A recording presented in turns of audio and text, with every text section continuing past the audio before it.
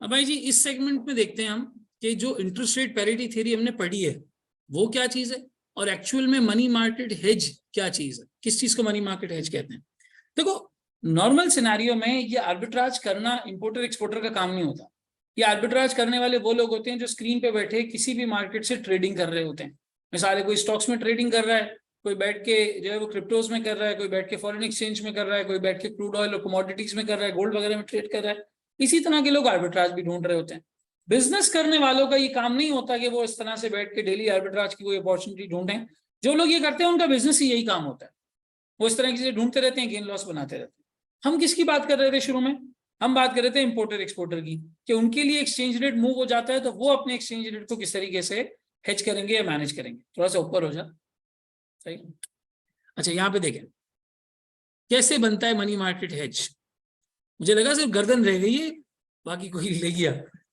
Payment हमारी कितनी है? 40,000 यूएसडी। अच्छा ये देखना ये बन कैसे रहा है, यहाँ मनी मार्केट हेज पूरा देखना कैसे बन रहा है। Payment is 40,000 USD after 1 year. आज का स्पॉट रेट कितना चल रहा है? 304 306। बाइंग कौन सा, सेलिंग कौन सा? सर पहले तो बताओ डायरेक्ट कोट है इनडायरेक्ट कोट है?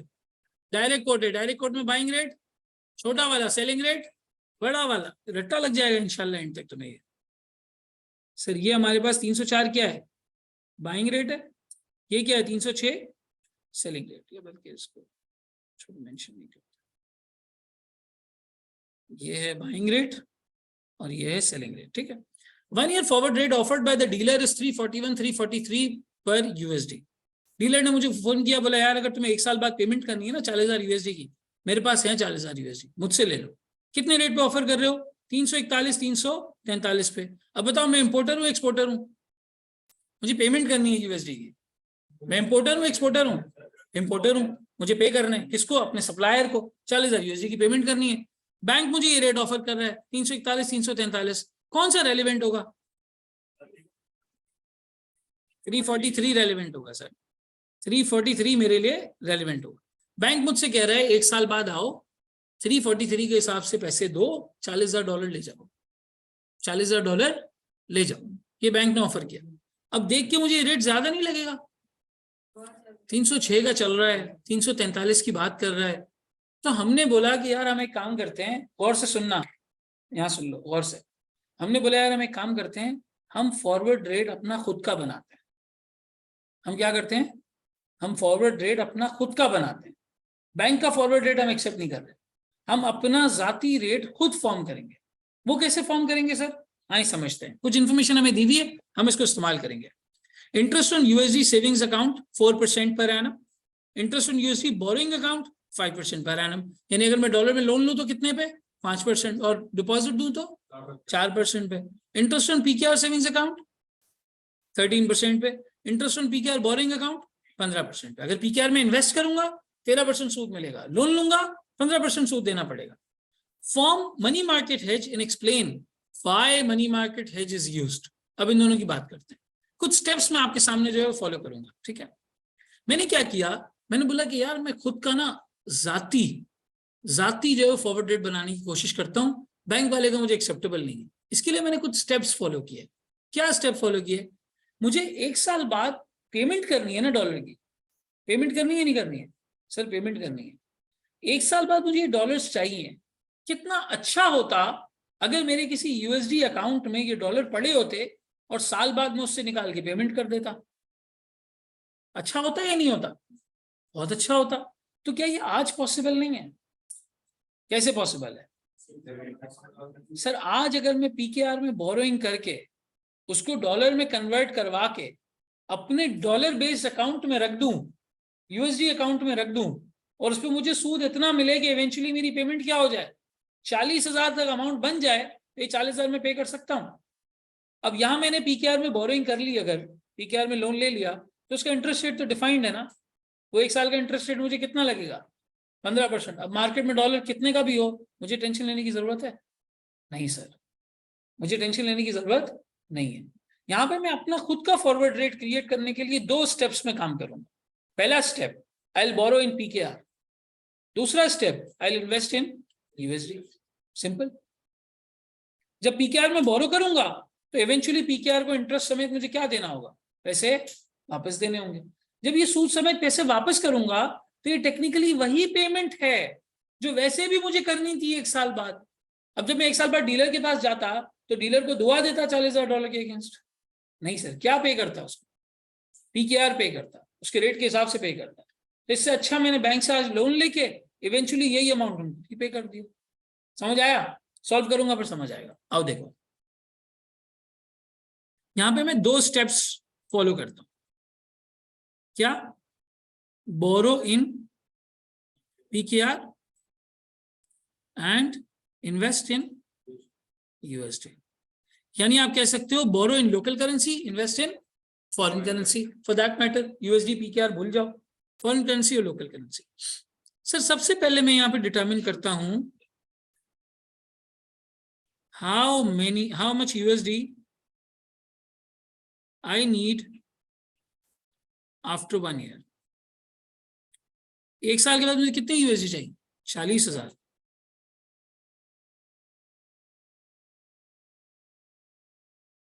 40,000 USD। अगर यूएसडी का इंटरेस्ट रेट इन्वेस्ट करने पे 4% मिल रहा है तो मैं कितने आज डिपॉजिट करूं कि 1 साल के बाद ये 40,000 USD बन जाए? सर 40,000 की प्रेजेंट वैल्यू निकाल लें, है ना ऐसे? तो यहां पे मैं अपने आप से एक क्वेश्चन पूछ सकता हूं, how much USD I need after 1 year? 40,000 USD। सवाल, how much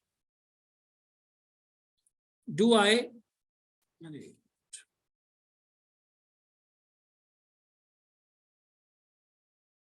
invest in USD today to get 40,000 USD after 1 year?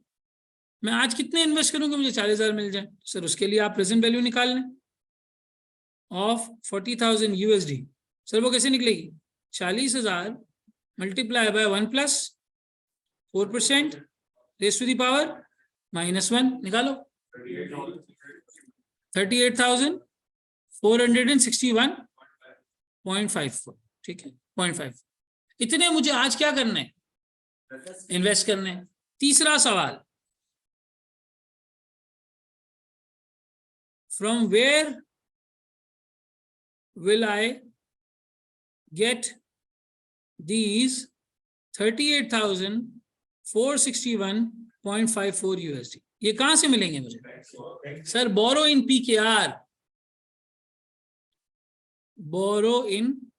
PKR, PKR में बोरो करो। अब पहले पीकेआर इक्विवेलेंट अमाउंट तो पता चले उसके लिए। भाई आज अगर मैं बैंक से लोन लूंगा तो कितना लोन लूं, कितना लोन लेना चाहिए मुझे, हाउ मच लोन, उसके लिए मुझे कैलकुलेशन करनी पड़ेगी।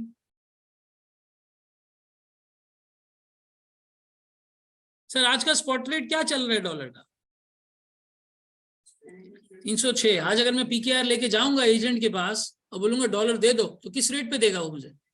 306। मुझे कितने डॉलर की जरूरत है आज 1 साल बाद नहीं, आज 38,461.54। इतने डॉलर की मुझे आज जरूरत है। ठीक है, मैं कितना लोन उसके लिए ऑब्टेन करूं? Sir 38,461.54 multiply by which rate? 306। Excellent. बताओ 117 11.76 मिलियन, 769 मिलियन जी।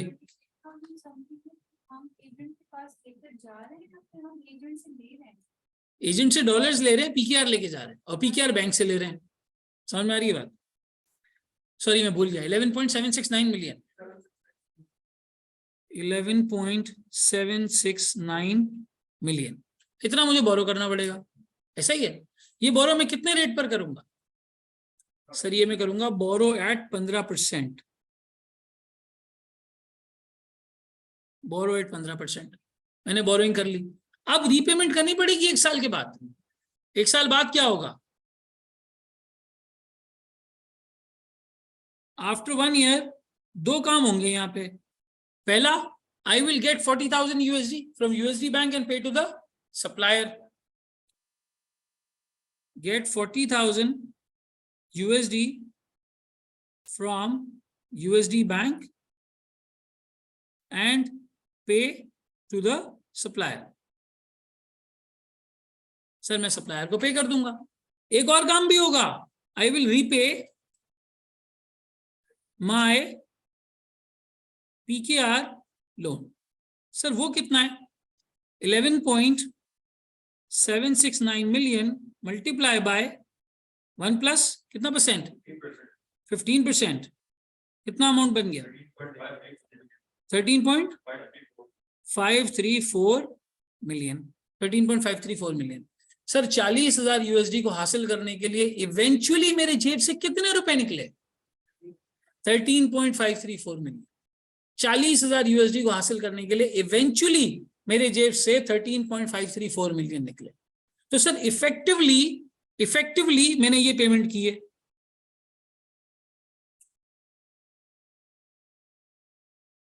अग्री करते हो? अगर कोई मुझसे पूछे कि यार इफेक्टिव रेट क्या है यहाँ पर, तो मैं ये इफेक्टिव रेट निकाल सकता हूं. Sir 13.534 million divide by what? 40,000. Excellent. कितना रेट हो गया? 338.36. बताओ बैंक सही ऑफर कर रहे रेट या तुमने बेहतर बनाया है? हमने बेहतर बनाया है सर. हमने ये 338.36 रेट बेहतर बनाया है. Better than the rate offered by the bank. अब मैं क्या करूंगा? मैं सर अपना खुद का फॉरवर्ड रेट बनाऊंगा. इसके पीछे जो टेक्निक इस्तेमाल हुई है ना, वो technique interest rate parity theory वाली ही है. इंटरेस्ट रेट पैरिटी थ्योरी वाली. कैसे? सर अगर आप 1 मिनट के लिए फॉरवर्ड रेट निकालो, रिस्क फ्री फॉरवर्ड रेट, तो क्या फॉर्मूला इस्तेमाल करोगे? सर आज हमारा रेट कितना चल रहा है? 306 चल रहा है. पेमेंट के केस में आज रेट कितना चल रहा है? 306 मल्टीप्लाई बाय 1 प्लस कितना परसेंट है? 15% divided by 1 multiply by 1 plus 4%. एक का बोरिंग रेट लोगे तो दूसरे का इन्वेस्टिंग का रेट लोगे. पीकेआर का बोरिंग रेट लिया है और यूएसडी का इन्वेस्टिंग रेट, क्योंकि एक करेंसी में बोरो होता है, दूसरे में इन्वेस्ट होता है. हमने कहीं भी इंटरेस्ट रेट पैरिटी थ्योरी पढ़ते वक्त दोनों जगह बोरिंग की है या दोनों जगह इन्वेस्टिंग की है? नहीं. एक जगह से बोरो करते हैं, दूसरी जगह पे इन्वेस्ट करते हैं. ये देखो एग्जाम्पल, बेशक अभी ना लिखो. इन एग्जाम्पल्स में क्या हो रहा था? सर हम यहाँ पे बोरो कर रहे थे यूएसडी में और इन्वेस्ट कर रहे थे पीकेआर में. अब ये सिंप्लिसिटी के लिए मैंने इंटरेस्ट रेट 2 लिख दिए थे, पीकेआर और यूएसडी. बोरोइंग का रेट अलग होता है, इन्वेस्टिंग का रेट अलग होता है. बैंक को पैसे देने जाओगे सूद कम मिलेगा, पैसे लेने जाओगे सूद ज्यादा देना पड़ेगा. तो टेक्निकली स्पीकिंग यहाँ पे एक रेट हमेशा इन्वेस्टिंग वाला होगा और एक रेट हमेशा बोरोइंग वाला होगा. अब बताओ कितना रेट बनता है? सेम आ रहा है सर, 338 ये याद रखो कि मनी मार्केट हेज के आखिर में जिस रेट पे आप पहुंचते हो वो रेट वही होता है जो रिस्क फ्री फॉरवर्ड रेट से निकलता है. तो किससे निकलता है? रिस्क फ्री फॉरवर्ड रेट से निकलता है. सवाल?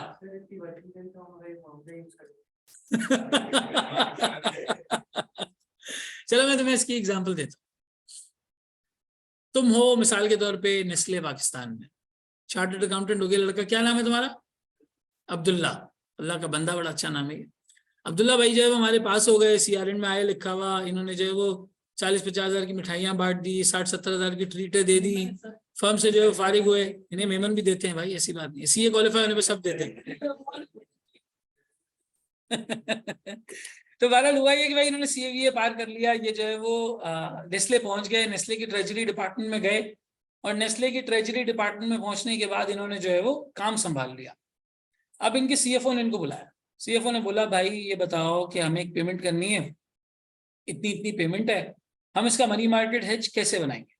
आपने कैलकुलेटर पे रेट कैलकुलेट किया और रेट कैलकुलेट करने के बाद सीएफओ को बोला कि अब आप रोज 11 दफा कंपनी का नाम लेके, अव्वल आखिर कंपनी का पुराना नाम लेके इस पे दम कीजिएगा तो ये मनी मार्केट हेज खुद ही हो जाएगा. क्या ऐसा हो सकता है? नहीं सर, ऐसा नहीं हो सकता. आपको मनी मार्केट हेज करना पड़ेगा. बैंक को कॉल करके लोन लेना पड़ेगा, बैंक को कॉल करके यूएसडी डिपॉजिट करना पड़ेगा, डीलर को कॉल करके जो बैंक से लोन लिया है उसको यूएसडी में कन्वर्ट करवाना पड़ेगा. इसलिए एग्जामिनर वांट्स कि आपको पता हो मनी मार्केट हेज बनता कैसे. लेकिन जो इसके नीचे बिल्डिंग ब्लॉक है, जो फाउंडेशन है, वो फाउंडेशन क्या है? वो interest rate parity theory, risk free forward rate. Foundation इसके पीछे ये है बेसिक। क्या ये बात समझ आती है? Does everyone get it? ये बेसिकली यहाँ पे सारा बात का लबे-लुबाब। हाँ, जूम कर दूं थोड़ा सा, आप लोग इसको कॉपी कर लें, मैं रिकॉर्डिंग पॉज कर रहा हूं। एक सवाल आया सर कि क्या हमेशा बैंक का रेट हमें नुकसान पहुंचा रहा होगा? नहीं, कभी कभी मनी मार्केट हेज में फायदा होगा, कभी कभी बैंक के फॉरवर्ड रेट में फायदा होगा, कभी कभी बैंक के फॉरवर्ड रेट में फायदा होगा। तो जहां फॉरवर्ड रेट में फायदा है, फॉरवर्ड की तरफ जाओ। मनी मार्केट हेज में फायदा है, मनी मार्केट हेज की तरफ जाओ। Risk management is nothing but evaluating different options and then taking the best decision उस पॉइंट इन टाइम में, जो to the best of your knowledge and ability, to the best of your belief, to the best of your ability, उसको जो सबसे बेहतर लग रहा होता है, आप उस सबसे बेहतर को पिक करने की कोशिश करते हैं। लेकिन मनी मार्केट हेज इतना आसान नहीं है। अपनी मर्जी के इंटरेस्ट रेट पे आपको बोरिंग भी मिल गई, फिर आपको यूएसडी का अकाउंट मिल गया, फिर आपने उसमें इन्वेस्ट भी कर दिया, आपने कन्वर्ट भी करा दिया, तो ये थोड़ा सा ख्याली प्लाव होता है। यहाँ हो सकता है बैंक आपको इस रेट पर इंटरेस्ट ना दे, आपकी क्रेडिट प्रोफाइलिंग खराब हो, आपके पास ऑलरेडी इतना डेट हो, बैंक ना दे आपको पीकेआर में लोन। हो सकता है आपकी इस रेट के हिसाब से आपको डीलर उस दिन ना मिले, या यूएसडी में डिपॉजिट करने जाए तो उस तरह से रेट ना मिले। हो सकता है आपकी प्रोफाइलिंग में कोई डिफरेंस हो, पीछे आपने कोई क्रेडिट जो है वो खराब किया हो, कोई बैंक की हिस्ट्री में कोई इसी बात लिखी हुई हो कि जिस कस्टमर ने पेमेंट नहीं की थी, फला नहीं किया था। तो ये सारी चीजें मद्देनजर रखते हुए मनी मार्केट हेज फॉर्म होता है। लेकिन हो सकता है कोई रॉकेट साइंस है ये? नहीं sir, it's easy, relatively easy. एक करेंसी में क्या किया हमने? बोरो। दूसरी करेंसी में क्या किया? डिपॉजिट। किस केस में? इंपोर्ट के केस में। एक्सपोर्ट के केस में ये बिल्कुल उलट हो जाएगा, बिल्कुल उलट हो जाएगा। ठीक है, इंपोर्ट के केस में हमने क्या किया, मैं एक दफा समराइज कर देता हूं। सर मनी मार्केट हेज में जब हमारे फॉरेन करेंसी इंपोर्ट का केस हो तो हम क्या कर सकते हैं? हमारे सामने बैंक का फॉरवर्ड रेट दिया हुआ है, बिल्कुल दिया हुआ है, एक तरफ वो है। हम अपना खुद का फॉरवर्ड भी क्रिएट कर सकते हैं। वो कैसे कर सकते हैं सर? मनी मार्केट हेज करके। मनी मार्केट का मतलब क्या होता है? मनी मार्केट का मतलब वो मार्केट जहां लोन्स और डिपॉजिट्स होते हैं। बैंक से लोन लेना मनी मार्केट का पार्ट है, बैंक में डिपॉजिट रखवाना मनी मार्केट का पार्ट है, डीलर से फॉरेन करेंसी लेना मनी मार्केट का पार्ट है, फॉरेन करेंसी बेचना मनी मार्केट का पार्ट है। ये मनी मार्केट कहलाती है चीजें। ठीक है, अब आपने क्या किया? यहाँ पर आपको इंपोर्टर थे, पेमेंट करनी थी, आपने बोला काश कुछ ऐसा हो जाए कि मेरे यूएसडी अकाउंट में उतने ही पैसे एक साल बाद आ जाएं जितने मुझे सप्लायर को पे करने। हमने कहा काश की इसमें क्या बात है कहने की, आज हो सकता है ये काम। आप उसकी प्रेजेंट वैल्यू जितना अमाउंट आज इन्वेस्ट कर दें, एक साल बाद 40,000 हो जाएगा। पूछने वाले ने कहा जी कितना करना पड़ेगा? मैंने कहा 40,000 की प्रेजेंट वैल्यू बनती है 38,461, आप इतना आज इन्वेस्ट कर दें। लेकिन ये कहाँ से आएंगे? नाजिल होंगे? नहीं नहीं, ये डीलर से खरीदे जाएंगे। तो डीलर ये ऐसे ही दे देगा? नहीं नहीं, डीलर उसके अगेंस्ट पीकेआर मांगेगा। पीकेआर कितने मांगेगा डीलर के अगेंस्ट? वो मांगेगा 11.769 आज के रेट के हिसाब से, 306 के हिसाब से। हमने कहा ये 11.769 क्या होंगे? नाजिल होंगे? नहीं नहीं, ये भी नाजिल नहीं होंगे। ये आपको क्या करने पड़ेंगे? बैंक से उधार लेने पड़ेंगे। ये आपको बैंक से यहाँ पे उधार लेने पड़ेंगे। हमने बैंक से इनको उधार लिया किस रेट पर? 15% के हिसाब से। इवेंचुअली बैंक को साल बाद कितनी पेमेंट करी? 13.534 मिलियन की हमने पेमेंट करी, और 13.534 मिलियन ही इफेक्टिवली हमारी पेमेंट का नंबर बन गया। कौन सी पेमेंट का? जिसको करके वैसे भी हमें डॉलर परचेज एक साल बाद करने थे। आज पैसे होते तो आज डॉलर ले लेते भाई, पैसे नहीं है यही तो रोना है, और रेट चेंज हो जाएगा यही तो डर लग रहा है। अगर आज पैसे होते तो आज कर लेते काम, आज पैसे नहीं है, इसलिए बैंक से लोन लिया, उसको कन्वर्ट करवाया यूएसडी में, यूएसडी को इन्वेस्ट किया, साल के एंड में बैंक को लोन वापस किया, और देखा हमारा इफेक्टिव रेट क्या बनता है। इफेक्टिव रेट बनता है यहाँ पे 338.36। ये वही रेट है जो आपको मिलेगा अगर आप फॉर्मूला अप्लाई करें किसका? रिस्क फ्री फॉरवर्ड रेट का फॉर्मूला अप्लाई करें, यही रेट आपको वहां पे जो है वो मिलेगा। क्या ये बात समझ आती है? Does everyone get it? सवाल? सर ये हमने पीकेआर में बोरो करा और यूएस में इन्वेस्ट करा। हाँ ऐसा ही है। सर इसका रिवर्स वो एक्सपोर्ट के केस में होगा। जब एक्सपोर्टर होगा बिल्कुल उलट करेंगे, फॉरेन करेंसी में लोन लेंगे और पीकेआर में इन्वेस्ट कर देंगे, क्योंकि बाद में जो फॉरेन करेंसी आनी है उससे क्या हो जाएगी? उससे पेमेंट हो जाएगी। अभी वो केस आया नहीं है, जब वो केस आएगा तो उसको भी डिटेल में समझा देंगे। क्या यहाँ तक सबको ये चीज क्लियर होती है? Everyone gets it? सवाल? हाँ सवाल? हाँ बिल्कुल सही बात है। जब हम मोस्ट वक्त वो डॉलर बाय कर लेगा हाँ और अपने वहां रख लेगा। सर हम तो कॉन्ट्रैक्ट करेंगे जब उसको आने वाले वक्त में वो आज बाय करेगा, आने वाले ज्यादा फिर दोबारा वो बैंक तो मांग ही ज्यादा रेट रहा है, 343 मांग रहा है, यानी टेक्निकली प्रॉफिट होगा ना। वो तो चलो एक एग्जांपल हमने बना ली थी ना, होता नहीं है ऐसा ना हो। रिस्क फ्री फॉरवर्ड रेट से नीचे कभी भी बैंक ऑफर नहीं कर रहा होता, वो तब कर रहा होता है जब एक्सेसिव सप्लाई हो जाए। इसकी मैं तुम्हें सिर्फ एक ही एग्जांपल दे सकता हूँ। कोविड के टाइम पे हमारे रिजल्ट्स अच्छे थे, लेकिन एक एबनॉर्मल इफेक्ट ये था कि पूरी दुनिया में टूरिज्म बंद था। टूरिज्म बंद था तो हज उम्रा भी बंद था। तो जो एक बड़ा आउटफ्लो होता था ना हज और उम्रे के जमाने में यहाँ पर पाकिस्तान में, वो नहीं हुआ। रमजान वगैरह के टाइम पे, बकरीद के टाइम पे नहीं हुआ। तो एबनॉर्मली रेट नीचे आ गया था, 152 रुपए पे आ गया। तो वो एबनॉर्मली नीचे था। वहां बैंक एक तरीके से रिस्क फ्री फॉरवर्ड रेट से नीचे ऑफर कर रहा था, लेकिन क्या करेगा, रख के पालेगा तो नहीं। बैंक कहता है 5 रुपए मिल जाए, 6 रुपए मिल जाए, 2 रुपए मिल जाए, जितने भी मिलते हैं निकाल लो। बस हमारी अपॉर्चुनिटी कॉस्ट बाहर निकलनी चाहिए। बैंक अपनी अपॉर्चुनिटी कॉस्ट निकाल लेता है। और कोई सवाल किसी का? एनीवन? ये एक एग्जांपल हमारी यहाँ पे छोटी सी